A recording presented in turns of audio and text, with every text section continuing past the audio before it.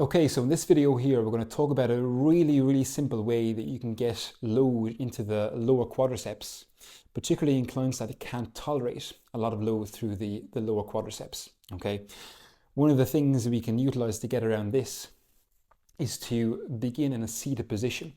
Okay, now you may have to manipulate the height of the pelvis relative to the knees, meaning if we bring more blocks underneath the pelvis, we will elevate the pelvis relative to the knee, which will bring that knee into more extension. If we take away these blocks here, then we'll drop the pelvis down, which would naturally bring the knee into more of a flexed position.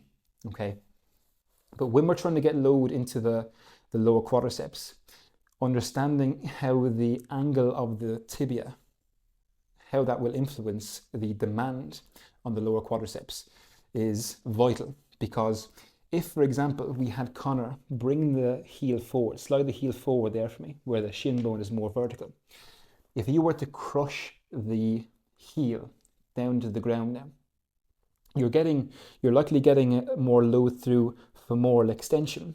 Now you might get some tibial extension as well by kind of pushing the floor away, but you're not really challenging the quadriceps that much because the external demand from gravitational forces and from the push through the ground, even though there is no demand from a gravitational force standpoint because the pelvis is in contact here. But once we lift the pelvis off the block here, that's when there'll be more demand. But generally, when you're trying to create more demand on the lower quadriceps, we have to create an angle between the femur and the tibia that will create an external knee flexion moment, okay? Meaning where the external forces are trying to bend that knee even further, okay? So in this position with the tibia vertical, there's no real external demand trying to bend that knee even further, okay? But if, for example, we were to have Connor slide that heel back further, so we have a forward rotation angle at the shin, well, now we have a relationship between the femur and the tibia where gravity or the external force can try and bend that knee further forward, okay? Particularly if we're putting load through the heel, okay? So if we're driving load through the heel, what that means is that the force vector is going behind the knee, okay? So that force is trying to bend the knee even further. So the further that force vector is behind the axis of rotation at the knee, the greater demand is on the quadriceps. If, for example, we were to shift that load or that crushing, because one of the key pieces of this exercise here is maintaining a constant heel crush at all times. What that does is it reduces the contribution from the ankle plantar flexors, okay? First and foremost, because again, if we want to try and concentrate the extension demand on the quadriceps, then we don't want any kind of extension contribution from a neighboring segment, the ankle plantar flexors in this scenario, because the ankle plantar flexors are tissues that will extend the ankle. Ankle plantar flexion is an extension of the ankle.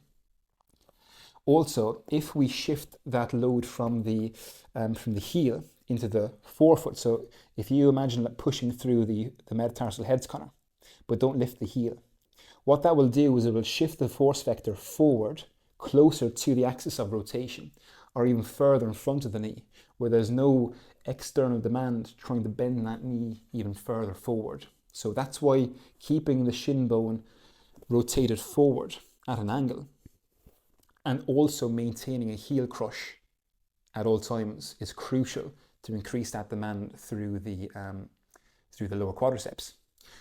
So in this position here, what we're going to have Connor do is set up in a position where he can slide that heel back far enough while still being able to get a nice crush through the heel into the ground. And there's ways we can manipulate that as well to reduce that demand on ankle dorsiflexion.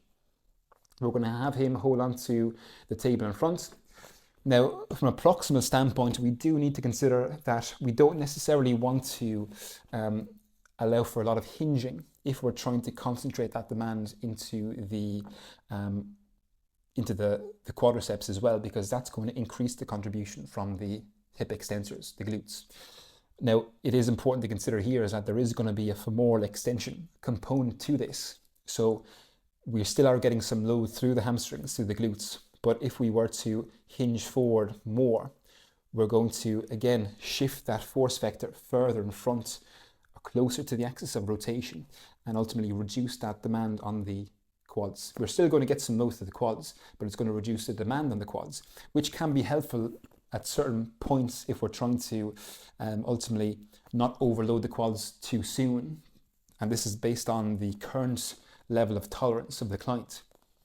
But all we're going to have you do there, Connor, is we're going to keep the spine upright. You can get a little bit of a hinge, just a slight hinge, just to there. And then all I want you to do is you're going to bring that left leg back like you have there. So we're almost in a staggered stance. And all I want you to do is I want you to really concentrate on crushing the heel down into the ground, and then begin to unweight your hips from the block, but don't lift them up, but just think about unweighting the hips from the block. And while you're doing that, still continue to crush. I tell the clients to try and put a dent into the ground through the heel, and you should feel that load coming through the quadriceps here. Okay. Now again, you can consider this an overcoming isometric strategy because the client's in charge of how much force they're driving through here. Okay. Now that's why I like it, because if the client is sensitive to load, we can keep the intensity low, but prolong the duration. Okay. And we can manipulate all these other variables as well. If, for example, the clients didn't have a lot of dorsiflexion at the ankle, but if they didn't have a lot of dorsiflexion at the ankle, and that was reducing their ability to bring the shin into a forward angle, then we can simply elevate the heel onto, I like to use a towel because it gives, I feel as though, and the clients report to me, that it gives them a clear intention of a squashing.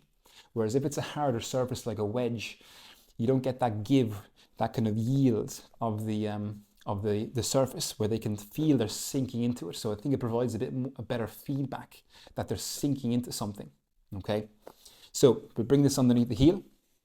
So if you slide back, we can even get a greater level of forward shin angle there because we're bringing the ground up to the heel. So same thing there, Connor. A little bit of a hinge. Keep that knee. It's almost important as well to almost imagine like you're simultaneously reaching the knee forward as you crush the heel down. And that will really bring on that load through the quads very quickly there. And you're just unweighting the hips. And of course we can make this even harder by bringing the hips even further up, but we'll just stick here for now. You feel that come into the quads. Yep. So great way to, and again, I would encourage you to try this straight away so you can be clear on how to organize the segments to feel that load into certain areas.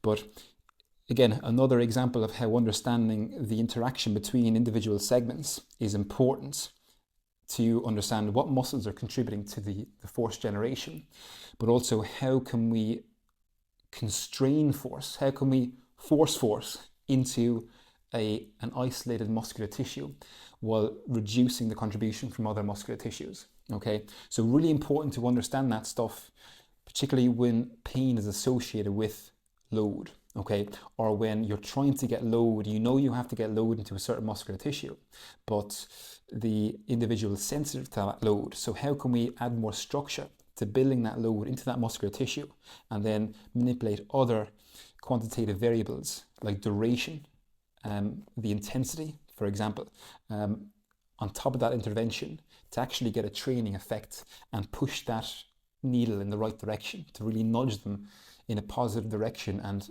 address that tolerance and eventually build that capacity of the muscular tissues. Okay, so for example, I find this very important in clients that are post-surgical, ACLR, any kind of meniscal surgery where I can manipulate the position of the pelvis very easily, but really allow them to constrain that force into the quads. But also with clients that have any kind of knee limitations, knee pain, where the quadriceps are not experiencing forces, they're almost avoiding experiencing load through the quadriceps using many different strategies. So this allows me to get the client into a non-threatening position and put them in control of how much load they're generating with the intention of building that tolerance to load into the quadriceps. So a great starting point, a great component of rehabilitation, but first and foremost, understanding the biomechanics and the relationship between segments is key here as well. So like always, if you have any questions, let us know below.